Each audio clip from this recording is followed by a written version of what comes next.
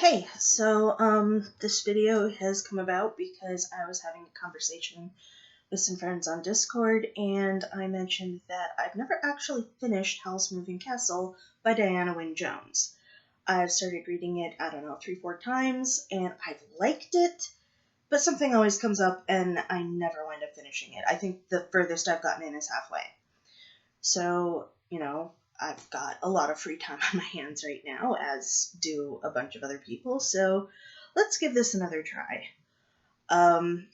Any exterior noises you hear are because I'm living with my husband and my father-in-law, and also I have a kitten in the room. She'll probably make herself known later. Anyway, let's start. Howl's Moving Castle by Diana Wynne Jones. Chapter 1, in which Sophie talks to hats. In the land of Ingery, where such things as 7-league boots and cloaks of invisibility really exist, it is quite a misfortune to be born the eldest of 3.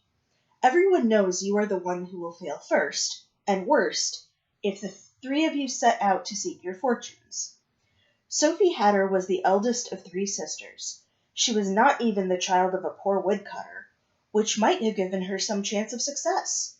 Her parents were well-to-do and kept a ladies' hat shop in the prosperous town of Market Chipping.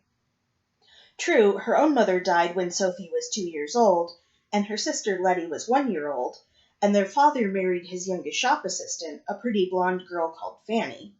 Fanny shortly gave birth to the 3rd sister, Martha.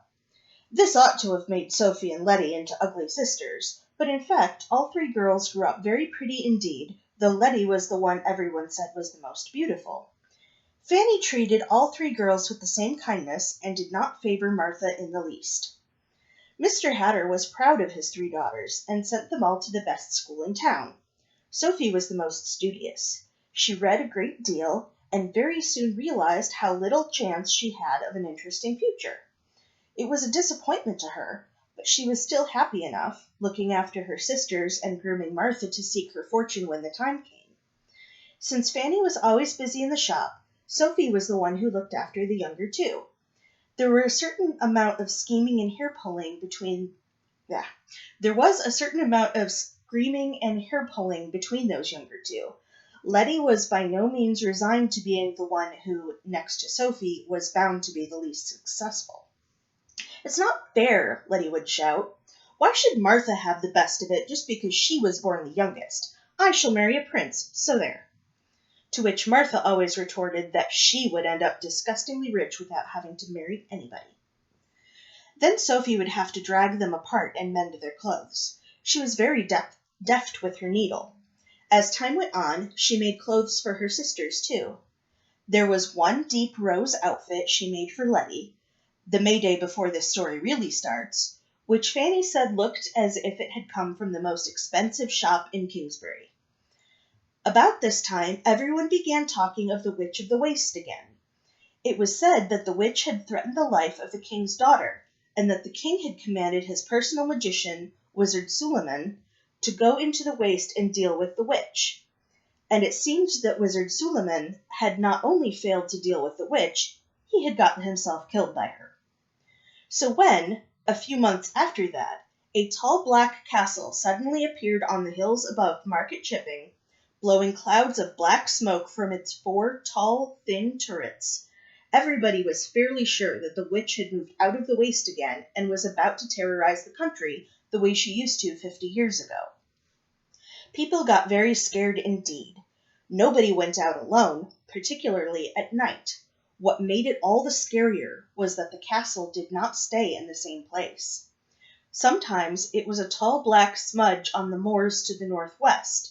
Sometimes it reared above the rocks to the east, and sometimes it came right downhill to sit in the heather only just beyond the last farm to the north. You could see it actually moving sometimes, with smoke pouring out from the turrets in dirty gray gusts. For a while, everyone was certain that the castle would come right down into the valley before long, and the mayor talked of sending to the king for help. But the castle stayed roving about the hills, and it was learned that it did not belong to the witch, but to Wizard Howl. Wizard Howl was bad enough. Though he did not seem to want to leave the hills, He was known to amuse himself by collecting young girls and sucking the souls from them. Or some people said he ate their hearts. He was an utterly cold-blooded and heartless wizard, and no young girl was safe from him if he caught her on her own. Sophie, Letty, and Martha, along with all the other girls in Market Chipping, were warned never to go out alone, which was a great annoyance to them. They wondered what use Wizard Howl found for all the souls he collected. They had other things on their minds before long, however, for Mr. Hatter died suddenly just as Sophie was old enough to leave school for good. It then appeared that Mr. Hatter had been altogether too proud of his daughters. The school fees he had been paying had left the shop with quite heavy debts. When the funeral was over, Fanny sat down in the parlor in the house next door to the shop and explained the situation. "You'll all have to leave that school, I'm afraid," she said. "I've been doing sums back and front and sideways, and the only way I can see to keep the business going and take care of the three of you is to see you all settled in a promising apprenticeship somewhere. It isn't practical to have you all in the shop. I can't afford it. So this is what I've decided. Letty first." Letty looked up, glowing with health and beauty, which even sorrow and black clothes could not hide. "I want to go on learning," she said.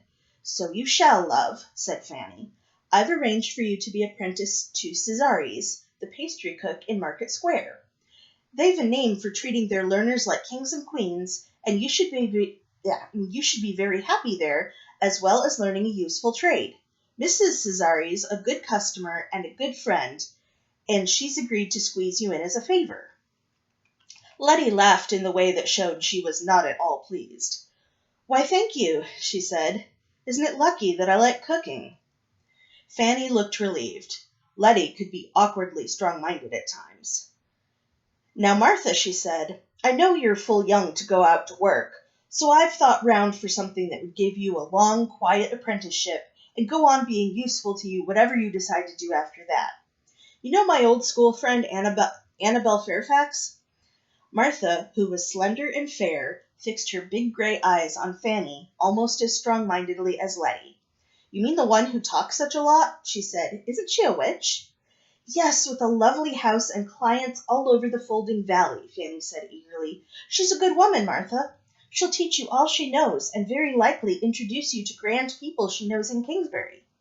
You'll be set up in life. You'll be all set up in life when she's done with you." "She's a nice lady," Martha conceded. "All right." Sophie, listening, felt that Fanny had worked everything out just as it should be. Letty, as the second daughter, was never likely to come to much, so Fanny had put her where she might meet a handsome young apprentice and live happily ever after. Martha, who was bound to strike out and make her fortune, would have witchcraft and rich friends to help her. As for Sophie herself, Sophie had no doubt what was coming. It did not surprise her when Fanny said, "Now, Sophie dear, it seems only right and just that you should inherit the hat shop when I retire, being the eldest as you are. So I've decided to take you on as an apprentice myself, to give you a chance to learn the trade. How do you feel about that?" Sophie could hardly say that she simply felt resigned to the hat trade. She thanked Fanny gratefully. "So that's settled then," Fanny said. The next day, Sophie helped Martha pack her clothes in a box, and the morning after that they all saw her off on the carrier's cart, looking small and upright and nervous. For the way to Upper Folding, where Mrs. Fairfax lived, lay over the hills past Wizard Howl's moving castle. Martha was understandably scared.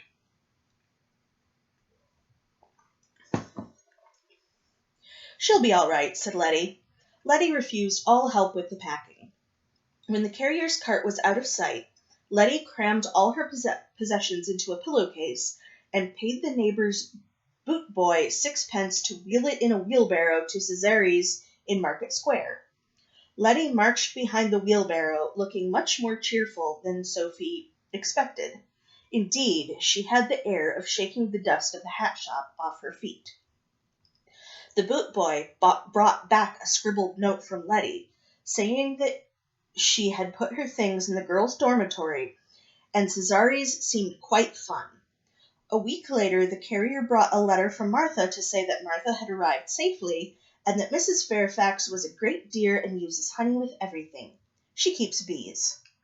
That was all Sophie heard of her sisters for quite a while, because she started her own apprenticeship the day Martha and Letty left.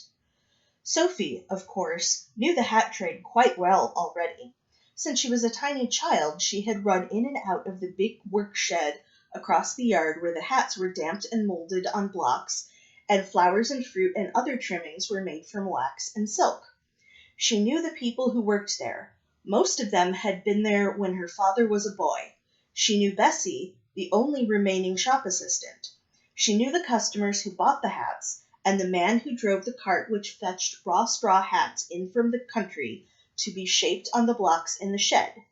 She knew the other suppliers and how you made felt for winter hats. There was not really much that Fanny could teach her, except perhaps the best way to get a customer to buy a hat. "You lead up to the right hat, love," Fanny said.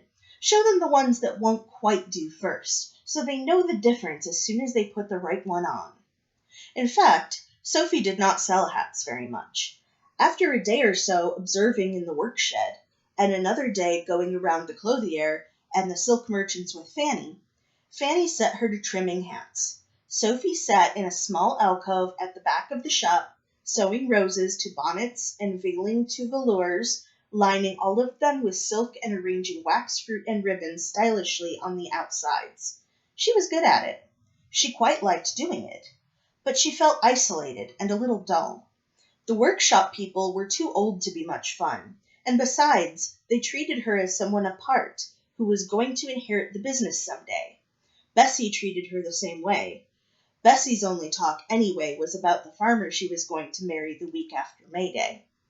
Sophie rather envied Fanny, who could bustle off to bargain with the silk merchant whenever she wanted. The most interesting thing was the talk from the customers. Nobody can buy a hat without gossiping. Sophie sat in her alcove and stitched, and heard that the mayor never would eat green vegetables, and that Wizard Howl's castle had moved round to the cliffs again, really that man, whisper, whisper, whisper. The voices always dropped low when they talked of Wizard Howl, but Sophie gathered that he had caught a girl down the valley last month. "Bluebeard," said the whispers, and then became voices again to say that Jane Ferrier was a perfect disgrace the way she did her hair. That was one who would never attract even Wizard Howl, let alone a respectable man. Then there would be a fleeting, fearful whisper about the Witch of the Waste. Sophie began to feel that Wizard Howl and the Witch of the Waste should get together. "They seem to be made for one another. Someone ought to arrange a match," she remarked to the hat she was trimming at that moment. But by the end of the month, the gossip in the shop was suddenly all about Letty. Cesare's, it seemed, was packed with gentlemen from morning to night, each one buying quantities of cakes and demanding to be served by Letty. She had 10 proposals of marriage, ranging in quality from the mayor's son to the lad who swept the streets, and she had refused them all, saying she was too young to make up her mind yet. "I call that sensible of her," Sophie said to a bonnet she was pleating silk into. Fanny was pleased with this news. "I knew she'd be all right," she said happily. It occurred to Sophie that Fanny was glad Letty was no longer around. "Letty's bad for custom," she told the bonnet, pleating away at mushroom-colored silk. "She would make even you look glamorous, you dowdy old thing. Other ladies just look at Letty in despair." Sophie talked to hats more and more as the weeks went by. There was no one else much to talk to. Fanny was out bargaining, or trying to whip up custom, much of the day, and Bessie was busy serving and telling everyone her wedding plans. Sophie got into the habit of putting each hat on its stand as she finished it, where it sat looking almost like a head without a body, and pausing while she told the hat what the body under it ought to be like. She flattered the hats a bit, because you should flatter customers. "You have mysterious allure," she told one that was all veiling with hidden twinkles. To a wide, creamy hat with roses under the brim, she said, "You are going to have to marry money." And to a caterpillar green straw with a curly green feather, she said, "You are young as a spring leaf." She told pink bonnets they had dimpled charm, and smart hats trimmed with velvet that they were witty. She told the mushroom-pleated bonnet, You have a heart of gold, and someone in a high position will see it and fall in love with you. This was because she was sorry for that particular bonnet. It looked so fussy and plain. Jane Ferrier came into the shop the next day and bought it. Her hair did look a little strange, Sophie thought, peeping out of her alcove, as if Jane had wound it round a row of pokers. It seemed a pity she had chosen that bonnet, but everyone seemed to be buying hats and bonnets around them. Maybe it was Fanny's sales talk, or maybe it was spring coming on, but the hat trade was definitely picking up. Fanny began to say, a little guiltily, I think I shouldn't have been in such a hurry to get Martha and Letty placed out. At this rate, we might have managed. There was so much custom as April drew on toward May Day that Sophie had to put on a demure gray dress and help in the shop too. But such was the demand that she was hard at trimming hats in between customers, and every evening she took them... Oh, wait, how did you get up there? Sorry, one sec. Kitten, come down. Yeah, hi.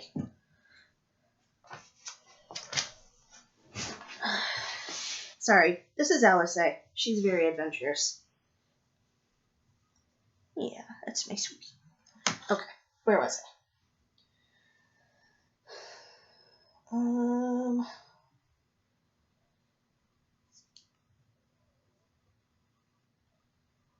There was so much custom, as April drew on toward May Day, that Sophie had to put on a demure gray dress and help in the shop too.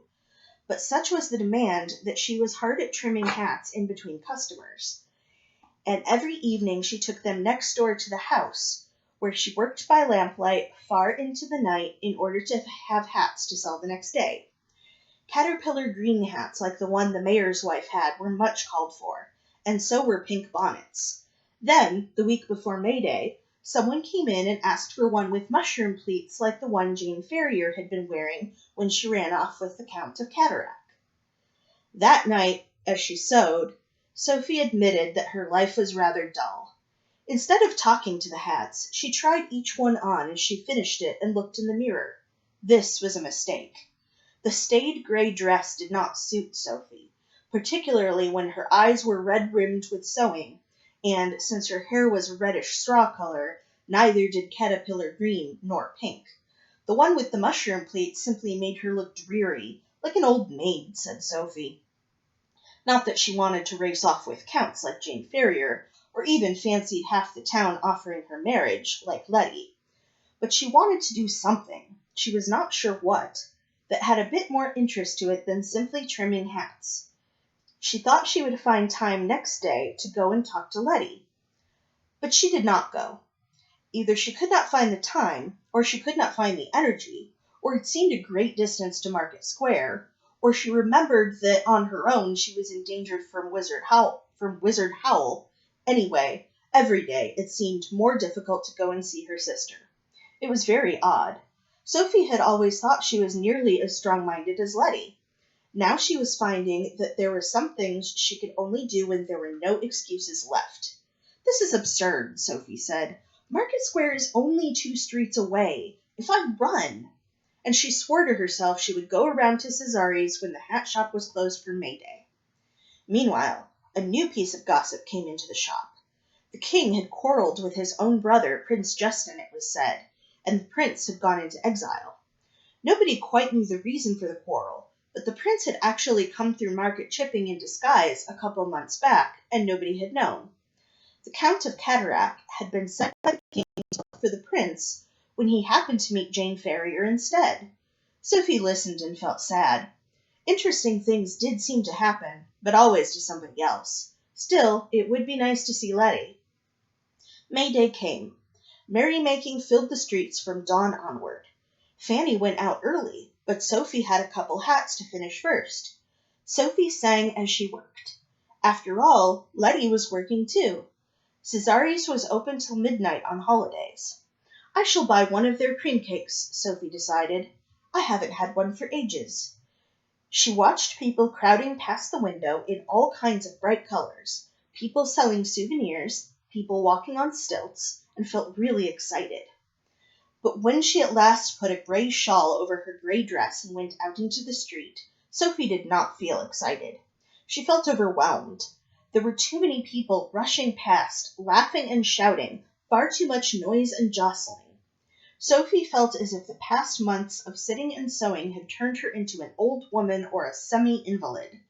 She gathered her shawl around her and crept along close to the houses, trying to avoid being trodden on by people's best shoes or being jabbed by elbows in trailing silk sleeves. When there came a sudden volley of bangs from overhead somewhere, Sophie thought she was going to faint. She looked up and saw Wizard Howl's castle right down on the hillside above the town, so near it seemed to be sitting on the chimneys. Blue flames were shooting out of all 4 of the castle's turrets, bringing balls of blue fire with them that exploded high in the sky quite horrendously. Wizard Howl seemed to be offended by Mayday, or maybe he was trying to join in his own fashion. Sophie was too terrified to care. She would have gone home, except that she was halfway to Zazari's by then. So she ran. "What made me think I wanted life to be interesting?" she asked as she ran. "I'd be far too scared. It comes of being the eldest of 3. When she reached Market Square, it was worse, if possible. Most of the inns were in the square. Crowds of young men swaggered beerily to and fro, trailing cloaks and long sleeves and stamping buckled boots like they would never have dreamed of wearing on a working day, calling loud remarks and accosting girls. The girls strolled in fine pairs, ready to be accosted. It was perfectly normal for May Day, but Sophie was scared of that too. And when a young man in a fantastical blue and silver costume spotted Sophie and decided to accost her as well, Sophie shrank into a shop doorway and tried to hide. The young man looked at her in surprise. "It's all right, you little gray mouse," he said, laughing rather pityingly. "I only want to buy you a drink. Don't look so scared." The pitying look made Sophie utterly ashamed. He was such a dashing specimen, too, with a bony, sophisticated face, really quite old, well into his 20s, and elaborate blonde hair.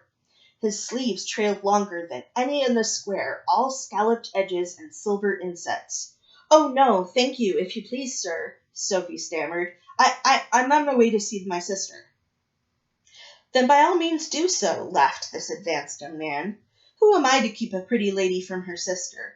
Would you like me to go with you, since you seem so scared?" He meant it kindly, which made Sophie more ashamed than ever. No, thank you, sir," she gasped, and fled away past him. He wore perfume, too. The smell of hyacinths followed her as she ran.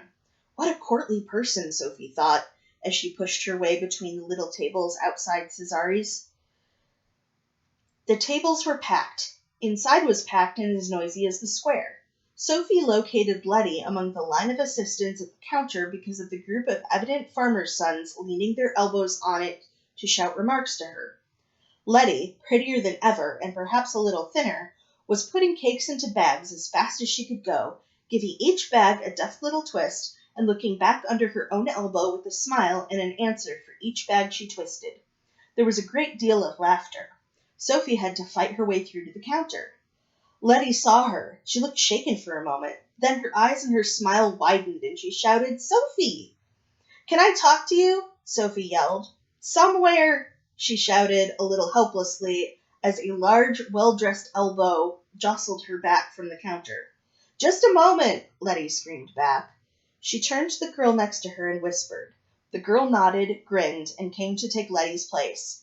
"You'll have to have me instead," she said to the crowd. "Who's next?" "But I want to talk to you, Letty," one of the farmer's sons yelled. "Talk to Carrie," Letty said. "I want to talk to my sister." Nobody really seemed to mind. They jostled Sophie along to the end of the counter, where Letty held up a flap and beckoned, and told her not to keep Letty all day. When Sophie had edged through the flap, Letty seized her wrist and dragged her into the back of the shop to a room surrounded by rack upon wooden rack, each one filled with rows of cakes. Letty pulled forward 2 stools. "Sit down," she said. She looked in the nearest rack in an absent-minded way and handed Sophie a cream cake out of it. "You may need this," she said. Sophie sank onto the stool, breathing the rich smell of cake and feeling a little tearful. "Oh, Letty," she said, "I am so glad to see you." Yes, and I'm glad you're sitting down, said Letty. You see, I'm not Letty. I'm Martha. End of chapter 1. Thank you for watching.